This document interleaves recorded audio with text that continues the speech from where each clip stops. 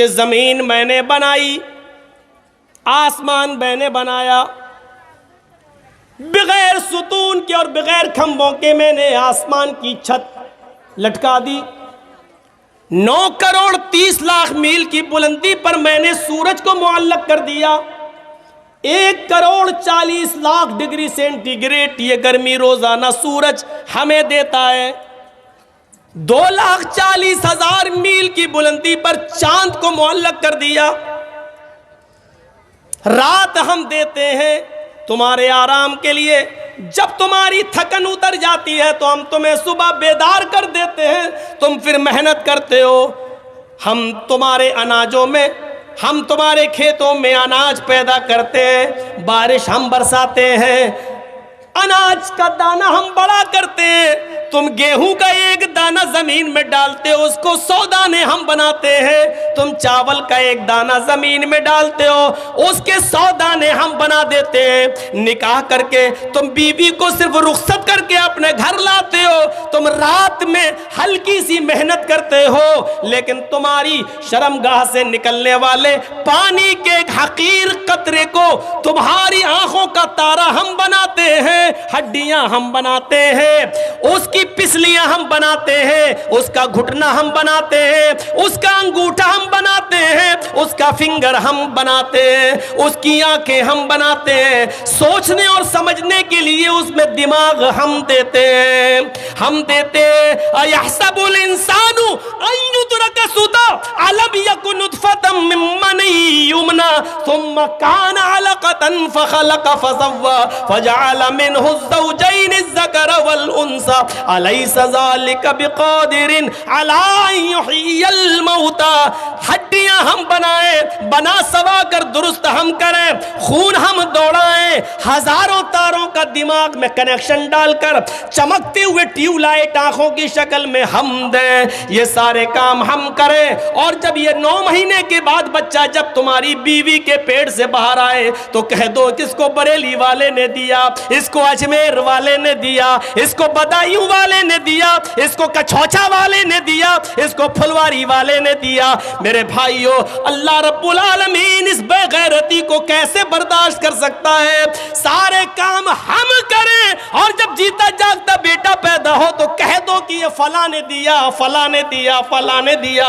ان الذین تدعون من دون اللہ لن یخلقوا ذبابا، اللہ کو چھوڑ کر تم جن کو پکارتے ہو، جن سے دعائیں کرتے ہو، جن سے منتیں اور ضمانتیں مانگتے ہو، یہ سارے کے سارے مل جائیں، لن یخلقوا ذبابا، یہ سب کے سب مل کر ایک مکھی بھی پیدا کرنے کی طاقت نہیں رکھتے، کہ بچہ پیدا کرنا تو بہت دور کی بات۔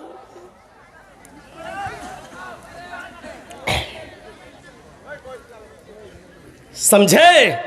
شرک کی ہلکی سی تشریح اتنی کافی ہے، ہمیں سمجھنا چاہیے شرک کیا ہے۔ تو آئے معاذ، شرک مت کرنا کچھ بھی، چاہے تمہیں جلا دیا جائے یا مار دیا جائے، قتل کر دیا جائے، پہلی چیز۔ دوسری چیز پر آئیے، نوجوانوں، آج بہت سی نصیحتیں تمہیں ملیں گی۔ وَلَا تَعُقَّنَّ وَالِدَيْكَ وَإِنْ أَمَرَاكَ أَن تَخْرُجَ مِنْ أَهْلِكَ وَمَالِكَ۔ دوسری چیز، اپنے ماں باپ کی کبھی نافرمانی مت کرنا، چاہے وہ تمہیں تمہارے گھر بار سے، تمہارے مال و دولت سے نکال دیں۔ حضرت اسماعیل علیہ السلام کا واقعہ سنے ہیں نا؟ کہیں رہنے لگے، ابراہیم علیہ السلام جب اپنے بیٹے سے ملنے گئے، دروازے کو دستک دی، اسماعیل علیہ السلام کی بیوی نے دروازہ کھولا،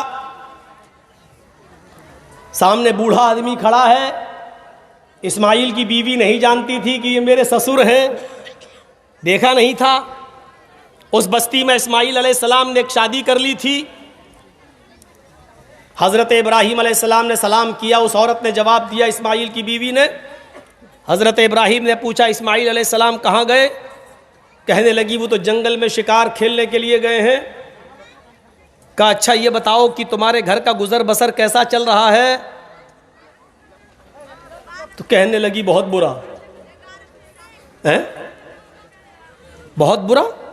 ہاں صبح کھا لو تو شام کو نہیں ملتا, شام کو کھا لو تو صبح بھوکے رہتے. بہت برا حال ہے.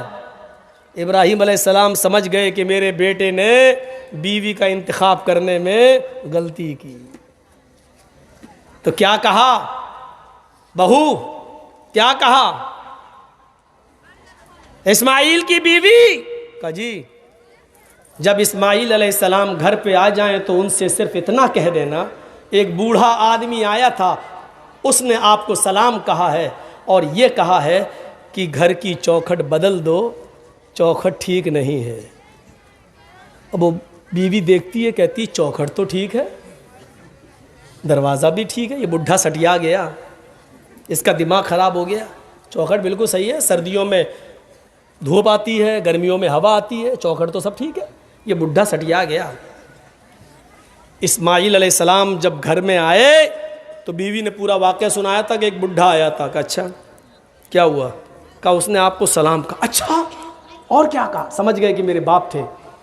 کہا اور کیا کہا؟ انہوں نے مجھ سے پوچھا کہ گھر کی کا حال کیسا چل رہا ہے, تو میں نے کہا بہت برا, صبح کھا لو تو شام کو نہیں ملتا, شام کو کھا لو تو صبح نہیں ملتا.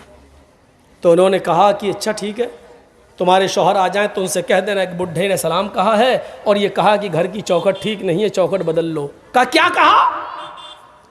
کہا گھر کی چوکھٹ بدل دو, سٹیا گیا تھا بڈھا. معاذ ابن جبل کہتے ہیں کہ اللہ کے رسول صلی اللہ علیہ وسلم نے مجھے 10 چیزوں کی وصیت کی. اوصانی رسول اللہ صلی اللہ علیہ وسلم بعشر کلمات, 10 کلمات کی, 10 چیزوں کی ہمیں وصیت کی. پہلی چیز اللہ کے نبی نے ہمیں کیا بتائی؟ لا تشرک باللہ شیئا ان قتلت او حرقت. اے معاذ اللہ کے ساتھ کسی کو شریک مت کرنا. یہ 5 چیزیں آپ کو بہت آسانی سے یاد ہو سکتی ہیں. 10 میں سے میں نے 5 ہی کا ذکر کیا ہے. ان 5 چیزوں کو آپ اپنے ذہن میں رکھیے گا, ضرورت پڑے گی تو میں کسی کو بھی کھڑا کر کے پوچھ سکتا ہوں کہ 5 چیزیں میں نے کیا بتائی ہیں, اس لیے اس کو ذرا غور سے سنیے گا.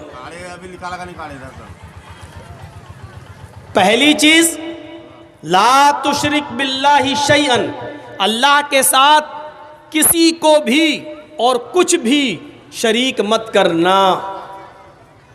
ان قتلت او حرقت, چاہے تمہیں قتل کر دیا جائے یا تمہیں جلا کر راکھ کر دیا جائے, آگ میں جلا دیا جائے, اپنے آپ کو قتل کروا لینا, آگ میں جلا لینا, لیکن اللہ کے ساتھ کسی کو شریک نہیں کرنا. یہ پہلی چیز. دوسری چیز, سماج کے اندر یہ برائی بھی بہت ہے. دوسری چیز وَلَا تَعُقَّنَّ وَالِدَيْكَ, اپنے ماں باپ, والدین میں دونوں چیزیں شامل ہیں, ماں اور باپ دونوں. وَلَا تَعُقَّنَّ وَالِدَيْكَ, اپنے ماں اور باپ دونوں میں سے کسی کی نافرمانی مت کرنا, کسی کی حکم عدولی مت کرنا. وَإِنْ أَمَرَاكَ أَن تَخْرُجَ مِنْ أَهْلِكَ وَمَالِكَ, اگرچہ یہ تمہیں تمہارے ماں اور باپ تمہیں تمہارے گھر اور تمہیں تمہارے مال سے بے دخل کر دیں اور یہ کہہ دیں کہ اپنا مال اور اپنے بیوی بچے چھوڑ کے بھاگ جاؤ, اگرچہ وہ تمہیں تمہارے اہل و عیال اور بیوی بچوں اور تمہارے مال و دولت سے بے دخل کر دیں, اس کے باوجود گھر چھوڑ دینا, مال و دولت قربان کر دینا, اپنے بیوی بچوں کو ترک کر دینا, لیکن اپنے ماں اور باپ کی نافرمانی نہیں کرنا. بہت سخت بات ہے. آؤں گا بھی میں, ابھی تو صرف ترجمہ کر کے ایک ذہن بنا رہا ہوں آپ کا, تشریح پہ آؤں گا. 2 چیزیں, پہلی چیز شرک مت کرنا, دوسری چیز ماں باپ کی نافرمانی مت کرنا. تیسری چیز وَلَا تَتْرُكَنَّ صَلَاةً مَكْتُوبَةً مُتَعَمِّدًا, کبھی بھی کسی بھی حال میں فرض نماز کو قصدن عمدن جان بوجھ کر مت چھوڑنا. اور سب کے اندر نون تاکید بانون ثقیلہ لگا ہوا ہے. لا تترکن, لا تترک نہیں کہا, لا تترکن, ہرگز کسی بھی حال میں ہرگز کوئی بھی فرض نماز صلاتن مکتوبتن متعمدن قصدن عمدن جان بوجھ کر ترک مت کرنا، چھوڑنا نہیں۔ کیوں؟ کیوں؟ من ترک صلاتن متعمدن مکتوبتن متعمدن فقد بریت منہ ذمۃ اللہ، جو قصدن عمدن جان بوجھ کر فرض نماز کو چھوڑ دیتا ہے، فقط بریت منہ ذمۃ اللہ، تو اللہ تعالیٰ کی اس کے اوپر کوئی ذمہ داری نہیں رہتی، اللہ تعالیٰ کی ذمہ داری سے وہ ہٹ جاتا ہے، اللہ بری ہو جاتا ہے، اب اللہ کے اوپر اس کی کوئی ذمہ داری نہیں ہے، وہ مرے کٹے سڑے کہیں بھی جائے، اللہ کے اوپر اب اس کی کوئی ذمہ داری نہیں رہتی۔ اب تھوڑا سا خاموشی بننا چاہیے، کافی دیر ہو گئی مجھے بولتے ہوئے۔ 3 چیزیں اور چوتھی چیز معاشرے کا ناسور، وَلَا تَشْرَبَنَّ خَمْرًا، کسی بھی حال میں کبھی بھی شراب کو مت ہاتھ لگانا، شراب مت پینا۔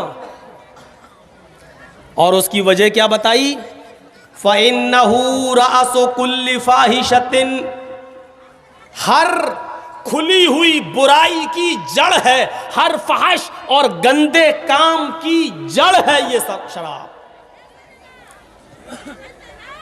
فَإِنَّهُ رَأْسُ كُلِّ فَاحِشَةٍ، ہر فحش، ہر گندے اور ہر گھٹیا، ہر گندے کام کی جڑ ہے، ہر گندے کام کی سردار ہے یہ شراب۔ 4 چیزیں، 5ویں چیز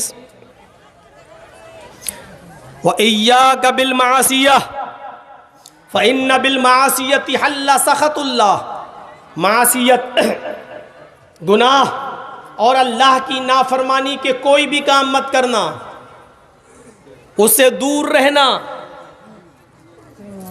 فَإِنَّ بِالْمَعَصِيَةِ حَلَّ سَخَطُ اللَّهِ، جس سوسائٹی میں، جس معاشرے میں، جس سماج میں اللہ کی نافرمانی کے کام زیادہ ہونے لگتے ہیں، حل سخط اللہ عز و جل، اس علاقے اور اس بستی پر اللہ کا عذاب حلال ہو جاتا ہے، اللہ کا غصہ حلال ہو جاتا ہے، اللہ رب العالمین کا عذاب اس بستی پر فرض ہو جاتا ہے، اللہ رب العالمین اس بستی پر کبھی بھی اپنا عذاب نازل کر سکتا ہے، اس بستی کو کبھی بھی اپنے عذاب سے ہلاک و برباد کر سکتا ہے، حلال ہو جاتا ہے اللہ پر اس جگہ پر، اس بستی پر اپنے عذاب کو نازل کرنا۔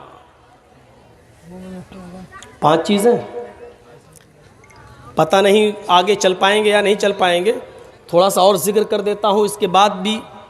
وَإِيَّاكَ وَالْفَرَارِ وَإِنْ حَلَكَ النَّاسِ، اگر کوئی جنگ لڑ رہے ہو